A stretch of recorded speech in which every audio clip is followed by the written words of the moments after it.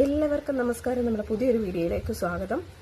ഇപ്പം നമ്മൾ കേട്ടുകൊണ്ടിരിക്കുന്ന ഒരു വലിയ ഇഷ്യൂ ആണ് പെരിങ്ങോട്ടുകര ദേവസ്ഥാനത്തിലെ ഉണ്ടായ തിരുമേനിമാര് എന്ന് പറയപ്പെടുന്നവരുടെ ഭാഗത്തു നിന്നുണ്ടായതെന്ന് പറയുന്ന ഒരു സ്ത്രീയെ പീഡിപ്പിക്കാൻ ശ്രമിച്ചു എന്നുള്ളൊരു സംഭവം നിങ്ങളെല്ലാവരും കേട്ടുകൊണ്ടിരിക്കുന്നതായിരിക്കും. അപ്പോൾ അതിനെക്കുറിച്ച് ഞാൻ കൂടുതലായിട്ട് പറഞ്ഞ് മുഷിപ്പിക്കുന്നില്ല.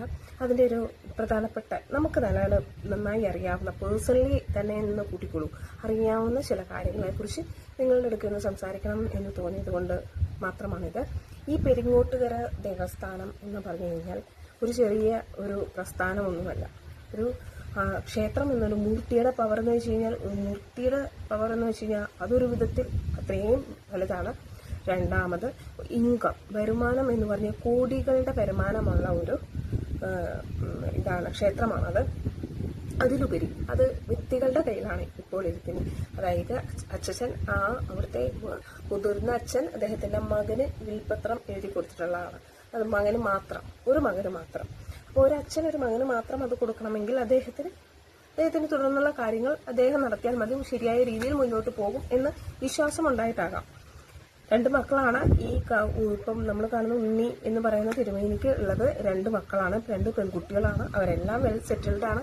ആണ്ടിരിക്കേണ്ട കാര്യമില്ലല്ലോ. അത്രയ്ക്കും സാമ്പത്തികമായിട്ട് ഇപ്പം നിലവിലുള്ള കോടീശ്വരന്മാരുടെ ലിസ്റ്റ് എടുത്താൽ അവർ ഗണത്തിൽപ്പെടും. അത്രയ്ക്ക് സാമ്പത്തികമായിട്ടുള്ള ഒരു ഇതാണ്. പക്ഷേ ഈ ദാമോദരൻ തിരുമേനിയുടെ സഹോദരങ്ങളും ഇവരും തമ്മിൽ നല്ലൊരു പ്രശ്നങ്ങൾ നടക്കുന്നുണ്ട്. കാരണം ഇവർക്കിതിന്റെ തുടർന്നുള്ളത് സഹോദരങ്ങൾക്ക് വേണം. കാര്യം ആൺമക്കളില്ല. പിന്നീടുള്ളത് എന്താണ്, പണ്ടത്തെ മരുമക്കത്തായൊക്കെ പോയല്ലോ. പിന്നീട് മക്കളുടെ ഭർത്താക്കന്മാരാണ് ഇത് ഉത്തരവാദിത്തം ഏറ്റെടുക്കേണ്ടത്. അതിലൊരാളാണ് ഇപ്പോൾ കാര്യങ്ങൾ നോക്കിക്കൊണ്ടിരിക്കുന്നത്. അപ്പോൾ സഹോദരങ്ങളിലേക്ക് ഇത് കിട്ടില്ല എന്ന് വന്ന സമയത്ത് ഉണ്ടായിട്ടുള്ള, ഞാൻ പറയുന്നത് ഇതിലും ഭേദം ഒരു മനുഷ്യരെ നമ്മൾ കൊല്ലുന്നതിനേക്കാൾ ക്രൂരതയാണ് ഈ പീഡനത്തിലേക്കൊക്കെ മനുഷ്യന്മാരെ തള്ളി വരുന്നത്, അല്ലേ? ശരിക്കും പറഞ്ഞു കഴിഞ്ഞാൽ ഒരു 100% ഒരു നീതി ഇല്ലാത്തൊരു പ്രവൃത്തിയായി പോയി എന്ന് പറഞ്ഞാൽ പറയണം. ഇവർക്കിടയിൽ പല പ്രശ്നങ്ങളുണ്ടാവാം. അവർക്കത് കോർട്ടിൽ എവിടെയെങ്കിലും കൊണ്ടിട്ട് തീർക്കാം. അതിനുവേണ്ടി എന്തെങ്കിലും ഒരു കള്ളസാക്ഷി വേണമെങ്കിൽ ഉണ്ടാക്കാം. പക്ഷെ ആ പ്രായം ചെന്ന മനുഷ്യൻ അങ്ങനത്തെ ഒരാളല്ല. അദ്ദേഹത്തിന് അതിന്റെ ആവശ്യവുമില്ല. അപ്പോ അദ്ദേഹത്തിനെ അവരെ വീഴ്ത്താൻ ഉപയോഗിച്ച ഒരു ആയുധം വളരെ മോശമായി പോയി എന്ന് തോന്നാറുണ്ട്. സ്വന്തം കുടുംബക്കാരാണ് കേട്ടോ. ഇത് വളരെ ഉറപ്പുണ്ടായിട്ടും ആണ് നിങ്ങളോട് ഞാൻ ഈ കാര്യം പറയുന്നത്.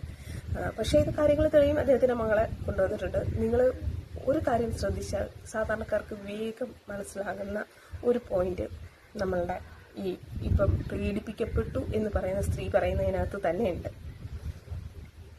നിങ്ങൾ ശ്രദ്ധിക്കേണ്ട ഒരു കാര്യം,